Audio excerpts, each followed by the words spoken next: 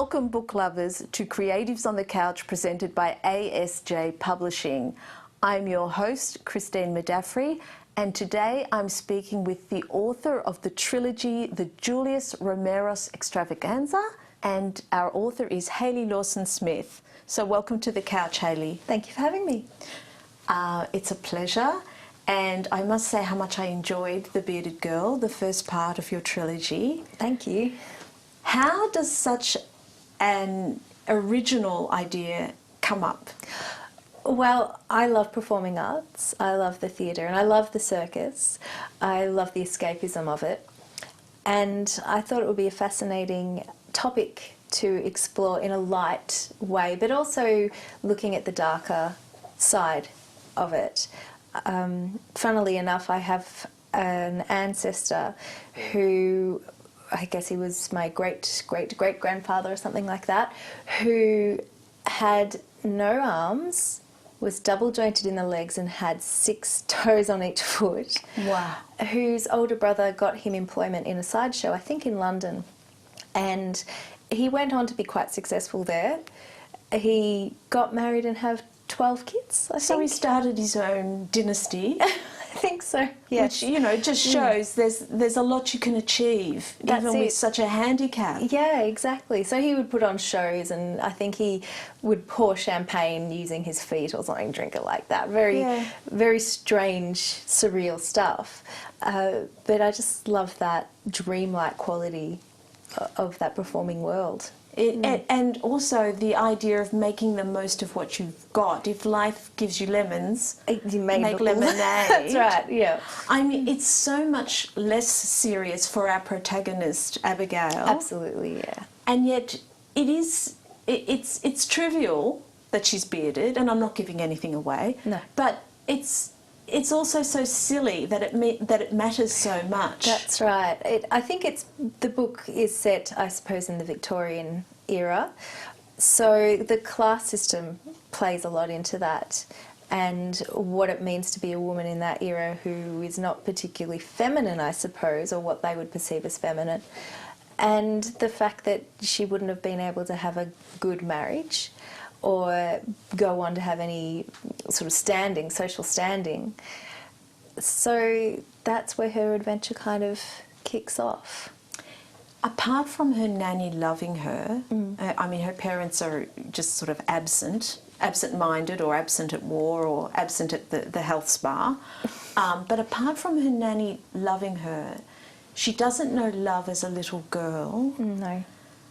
Is there anything in your background or anything in you that relates to her loneliness? Or oh, I hope not. I don't think in that regards I've been very fortunate. We've had very supportive parents who don't mind at all that I'm a starving artist. But I think she is relatable for lots of young women who struggle to find their place, or any teenagers who you know, the differences and what it means to fit in. Yes, the peer pressure. Exactly, because I felt for a little bit, and I also related to her a little bit, because, you know, there comes a time at primary school or secondary school, more likely, where all of a sudden you realise, oh, that looks wrong, or I don't look quite right, or I'm not pretty enough, or, you know, my legs are too skinny, you know, whatever. And sometimes with girls it just sticks. But Abigail she's pretty resilient. Yes. And I think she gets that from the unconditional love of her nanny. I think so. I think that's where the confidence really kicks in for her. So long as someone is there to unconditionally love you at the start, you're halfway there. That's right. If you've got just that little bit of support, hopefully you can make it through. Yes, I think her nanny's worth 4 parents. Oh, that's lovely. Her nanny's gorgeous. Tell us about the Hiffletrimps. Tell us about how they try to deal with this. Okay, so the Hiffletrimps are like Mrs. Hiffletrimp is the housekeeper and her husband is the butler of this very well-to-do family. And to start with, they try all sorts of silly things to get rid of the beard. They try shaving it off. They try calling in a quack doctor to use some sort of strange remedy to get rid of it. And then finally realising that they're not ever going to be able to get rid of the beard, and the father is coming home from the war, they think, well, to get rid of the beard, we have to get rid of the girl. So they give her away to a circus. So, I mean, in a way it's a tragedy because the father never knows his daughter, but in a way also it's the best thing that could ever happen. She finds herself amongst people who are just like her. And who admire her for being different. Yep, and encourage it too, I think. That's right, and I think that sends out such a lovely message to kids who may not be in the ideal family circumstances, or might not have started off in the ideal situation, that there could be a place out there where you belong, sure, or where you'll even be celebrated for being different. Can always just run away to the circus. Yes, That's well, right. a lot of artists could relate to that, because a lot of us come from, you know, not quite normal backgrounds. A lot of artists, you know, go through their Van Gogh.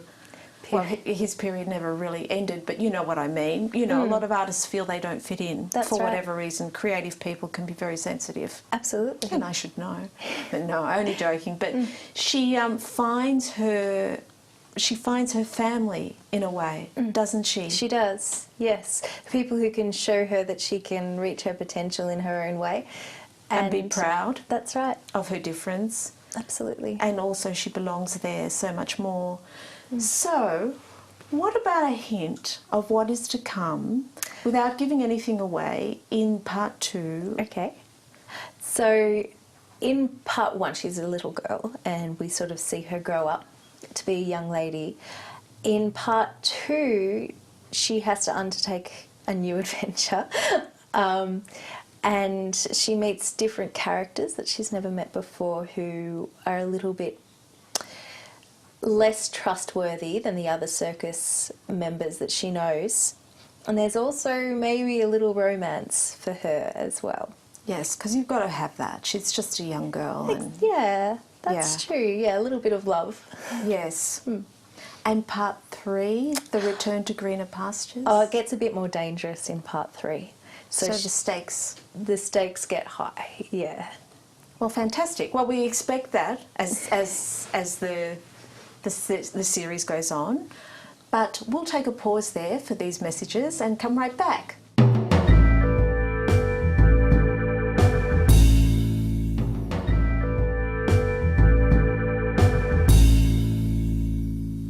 Welcome back to Creatives on the Couch. I'm speaking with Hayley Lawson-Smith about the Julius Romeros Extravaganza. And despite the magic in this trilogy, it's not your only talent, Hayley. So you're also a performing artist and a playwright. That's right, yes. I'm currently studying my Masters of Writing for Performance at the Victorian College of the Arts, into our second semester now, and things are getting on the meaty end. They're getting a bit full on, but it's in an exciting way. So it's quite a heavy workload. It is, yeah. We just did a week of what they called a bake-off, where we had to write a 10,000-word play within that week. But it's a good way when you know you have that deadline. The pressure. And you have to do it. You get it done, and it doesn't have to be perfect. And that's what they're encouraging too, is that the wonderful thing about words is that they can be manipulated. You can take things out, add things in, change things. It's not a forever thing. No, that's absolutely true. You can go back to it. That's right. It always surprises me how young some people know what they want to do, especially creative people. Do you remember when it first occurred to you, hey, I might be a storyteller? I was on a family holiday when I was about 8 years old and kind of bored, not much to do, so I took out my big scrapbook, and at that time I just was in love with Star Wars, in particular Han Solo. And so I sat down and I wrote a big old fan fiction of Star Wars in my scrapbook, and I just loved it. It really took me on an adventure outside myself that I could narrate and choose the plot twists and turns. So you actually found you weren't sitting there thinking, oh, this is hard work. You actually got swept away with your own writing. Absolutely. Well, that was the first time that happened to you, apart from books you'd been told to read for school or things that you liked. Yeah. How did that feel? Do you remember the feeling when you actually took off from the page? It was great because it took a lot of time, and before I knew it, I'd got a lot done in a lot of time, and it was just fun to be able to be swept away like that. And did you reread it? And when I was little, I did. I don't know what's happened to it. I think it's somewhere. I think my it. mum's got it somewhere. But and now I know if I'm onto a good thing, if I'm writing, I get that same feeling. If it's a good project, if I think when it feels like it's going to work, I get that same feeling that I got when I was small. I get excited and I have fun with it. And so when you wrote that and when you are writing well, you get a feeling of flow and being kind of swept away with your characters. Absolutely, and I want to know what's going to happen to them. And you don't actually always know before you write it? Not at all. Sometimes when you're, with scripts in particular, you have to sort of let the words come and be surprised a little bit about exactly what these characters want. But that's kind of extraordinary that you don't, like, for instance, with the trilogy. It's kind of extraordinary to me that you're sort of saying, well, I create the characters, I have a bit of fun there, but then sometimes I let them just do what they want. That's what you're saying. Yeah. That it's not, you're saying you didn't map out the whole trilogy. I have the starting point very much clear in my head, and then that end point. It's sort of how they get from A to B that is discovered in the writing of it, I find. Yeah. Okay, so a tip for writers who suffer more from writer's block than they would like. Yeah.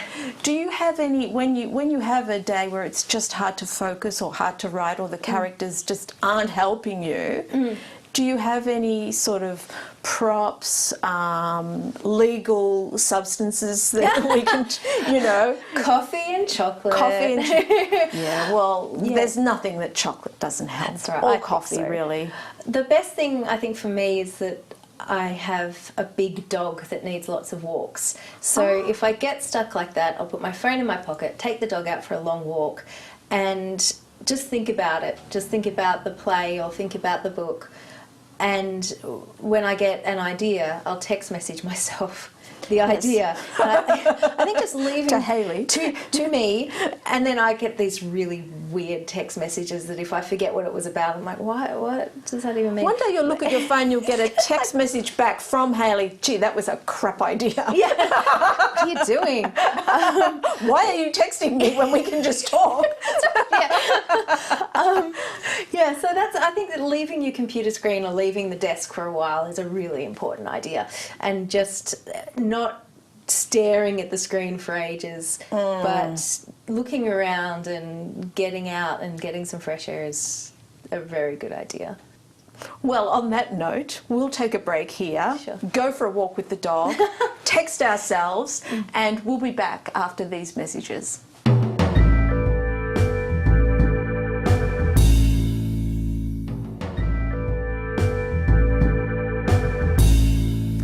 Welcome back to Creatives on the Couch. I'm speaking with Hayley Lawson-Smith, and not just about the novels, but also about her stagecraft, her course in dramatic art, and the acting. If you had to choose, Hayley, if you had to not divide yourself into three people, but no, if you really had to choose the ideal career for you, would it be writing plays, screenplays, novels, acting? Definitely plays, yeah. Well, I'd like to star in one, but definitely the playwriting, the scripts for theatre. I think that's where I'm most comfortable and happy and productive. Also, that's the one area where it counteracts writing is a lonely It can be. thing. I find, and so the teamwork of working is different to the teamwork of working on a film. It's very different working on a play because the actual essence of the production is in the moment. It must be so exciting. Working on play scripts. Working on the actual play at the time in whatever role you're doing. Absolutely, yeah, seeing it come together. I've loved being on stage, but there's something really cool about sitting in an audience and knowing that you've worked. Yeah, knowing that you've worked with these actors and directors and dramaturgs and seeing it come alive up on the stage. That's brilliant. And how would you like to see the Julius Romeros Extravaganza ultimately realised? Would a film, a series? A film or a series, that would be quite cool. It would be quite cool as an animated series, I think. Yes. But as film, yeah, a bit hard to put on the stage. You know, you've got lions and tigers and bears, oh my. No.